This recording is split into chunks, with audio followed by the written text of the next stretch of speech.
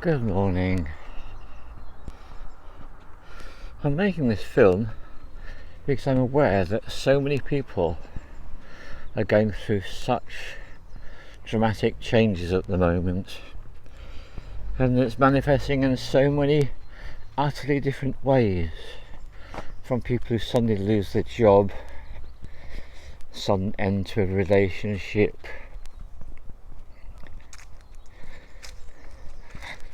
a whole lifestyle that they've worked out for themselves just doesn't do it anymore. Accidents, shocks, big surprises, illnesses, or maybe none of these, but instead it could be feelings. It could be feelings that are coming up that are strong. Feelings and states like depression, anxiety, suddenly flooded with feelings of guilt, shame, anger, grief. Suddenly being reminded of events from the past and starting to see them very uncomfortably in a different light. So this is a pretty wide range of experiences I'm referring to here. So what I'm inviting you to do, if this is what is going on for you, suicidal thoughts, thoughts of utter unworthiness, self-disgust, self-hatred, self-loathing, any of this at all, if any of this at all is going on for you, what people are very likely to do is to want to distance themselves from all this, escape, numb, block it all out. That's not working. All the old ways of dealing with things, whether it's hiding, escaping, blocking, or fighting, none of this works anymore. What we're being invited to do, and this is very, very hard for people who have spent a lot of time numbing themselves with heavy street drugs, with alcohol, with repetitive habits, far too much time in front of a screen on their own who won't say anymore. What we're being invited to do is to do that also scary thing of being aware and feeling it all. If we put our hand in a flame and it feels hot, the natural thing to do is to withdraw it. And if it's a flame, that's the right thing to do. But when it sees feelings in these sorts, paradoxically, because nothing is as it seems, our best course of action is actually to embrace all of this. Embrace everything in this way. This is what I invite you to do. This is what I advise you to do.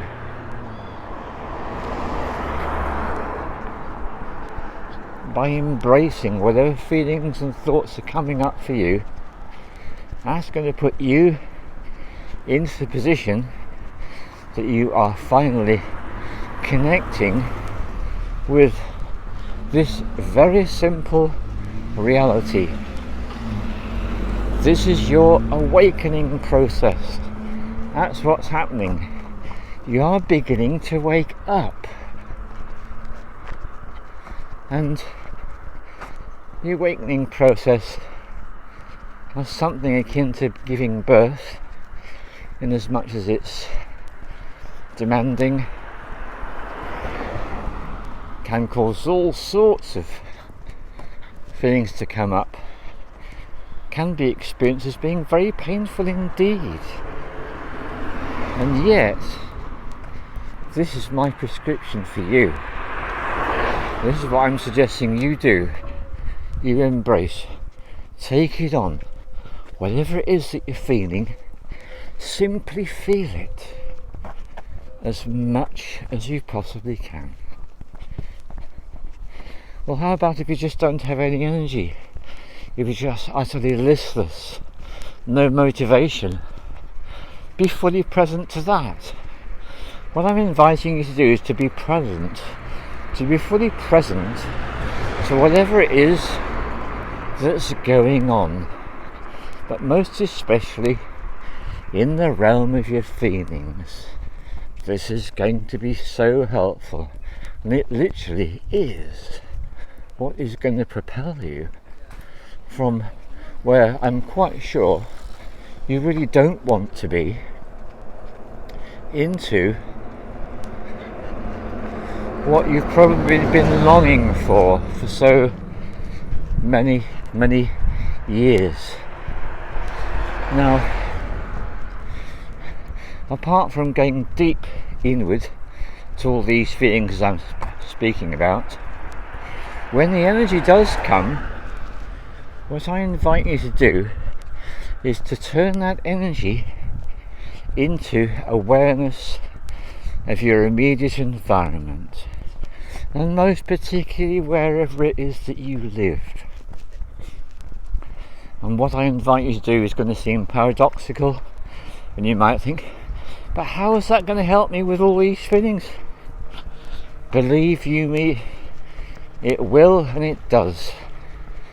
I'm not speaking academically here, I'm speaking from harsh experience. And this is what is so helpful, is when we literally take stock of ourselves and our immediate environment and do something to make wherever you live better. Maybe what you really need to do is some decluttering. Maybe it's not a decluttering, maybe you did that years ago. Maybe you've only just done it. Maybe there's a bit more to do, but there's something else. Just how clean is your home? Just how much joy does it give you? When you start putting your energy into making your home a better place, and I mean cleaning, I mean tidying, hoovering, deep cleaning, moving the furniture out, getting to grips with the dirt that you've not actually tackled before because it just felt like, oh, that's a bit too much, I'll do that later. Whatever it is, get to grips with it, and you'll discover the more that you clean your immediate environment, and the more your home looks like a place that welcomes you whenever you come back into it. This is going to change your consciousness. It's going to change your perspective on how you feel about yourself and your life. And the doing of this might make you aware of, goodness me, I just don't use that anymore. What's that doing cluttering up my home? Now, here's a really tempting thing to do, which is to think, oh, I know, I'll sell all these individual items, I'll spend hours and hours in front of a screen putting all this information up, and I'll have heaps of people coming into my home, and I will gradually sell all these things, and I will make a little bit of money off this, a little bit of money off that. Now, yeah, I can see there is something about that is quite tempting, and yet that's just slowing the process down, isn't it? It's just going to take even longer that way. Actually, maybe what's most important at this time is to give yourself the space that you need, and to put that as your priority over extracting every pound and every penny you can from a variety of bits and pieces. If these things are genuine value, of course sell them, make the money, but don't waste weeks and months of your time disposing of things which aren't going to be worth the effort. That's really what I'm saying. This is all a part of the awakening process. So let's read underneath what I haven't said. This is all very grounding. This connects you to the ground, to the earth. Here's a very paradoxical thing. There's a lot of people that are longing for the new paradigm, the new earth, 5D, all the rest of it, fifth dimensional reality. Well, the paradox is the best way to prepare yourself for an exciting journey is to do just that. Prepare yourself, prepare your environment, be very 3D. The way to achieve any longings for 5D is to throw yourself into 3D. Feel all the feelings as they come up, and when the energy comes, do physical work. Maybe it's less about your home that needs cleaning, maybe it's you. Maybe you need to get rid of a load of clothes that don't suit you anymore. Maybe you need to take more care of your appearance than you've done for years. What I'm hoping to invite you to see is this is a very different journey for each of us. And you'll know that you're on the right track when you put your physical energy and resources into making changes in yourself and your life. And you feel so much better. That's how you will know that you are doing what you need to do for you. So while it's wonderful to meditate and engage in spiritual practices, what I would say, don't let them be the be all and the end all. At this time, make sure that what is given the priority is you, your environment. And there's a metaphor that comes from me from Greek mythology. When I was 11 at school we studied Greek mythology, and there's one that never left me, and then very much it's how I feel I'm living right now. It's Hercules. Now what Hercules is doing is he's cleaning out the Augean stables. So the Augean stables is a metaphor. The stables is full of horse shit, yeah? So this is full of all the shit that's in your life, whether it's physical stuff, emotional stuff, memories, belief systems, old attitudes which just don't work anymore for you. It's cleaning out the old to create space for the new. And you will discover in time that you will be so grateful for doing this, and you'll realise, my goodness me, I wasn't able to appreciate. So what is it that I'm inviting you to appreciate? I'm inviting you to appreciate the little things in life. The smile of a child, the sound of the birds in the early morning, the aroma of the herbs as you walk past someone's garden, the beauty of the flowers, the fact that it's a really lovely warm day and you can feel the wind caressing your skin as you're walking along. And in fact, that's a good one, of course. Going for a walk, wherever you live, get out and go for a walk, some kind of an excursion, preferably on foot if you can manage it. Nothing like connecting through the act of walking. Also very helpful indeed. So I'm inviting you to realise that we are living in very unusual times. We all know how unusual the weather has become. This is a sign, when it's nothing to do with what is being said on the mainstream. It's to do with the fact that the earth is very different now. the earth is going through her cleansing, her process, and these freakish weather phenomena are all part of it. So we are invited to trust the earth in her process. Now if you live somewhere where there's a fire or a flash flood, that's going to be really challenging. I don't mind admitting it. That really is going to be challenging. So in a situation like that, what's happening for you is you are literally being forced into a greatly accelerated rate of change. I mean, this is happening for people. People come home, well, there's no house, it's all burnt to ground. People standing on the roofs of their homes because the whole district is flooded out. These are really extreme circumstances, and yet actually talking about the same thing, just more extreme, which is a lot of people are having a lot of things stripped away from them. Now what we're being invited to do is to trust in this process.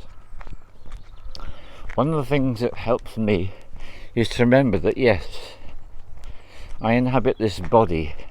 Yes, in many ways I identify as being human, but in many more ways I identify as being so much more than human. To realise that this 3D is not all there is. There's another paradox. I'm inviting you to fully embrace getting 3D, and yet on the other hand I'm inviting you to remember that there is so much more to our existence than what we see in front of our faces. This is a magnificent journey that we are on. It's also really important to remember to be kind. Whenever we get an opportunity to be kind, let's take that opportunity to be kind, because whenever you're kind to someone, you're being kind to yourself, aren't you? Because of course we are all, always, ultimately on the deepest levels, we are one. If you find yourself in a situation that's abusive, your job is to get yourself out of that by any means that is required to give yourself back your freedom. The Sound of Freedom, it's the film, it's sweeping the world now, it's gone worldwide, and that's something that's good to do as well. When we're going through a really hard time, sometimes the best thing we can do is look at things from the perspective of other people, unimaginably worse off than ourselves.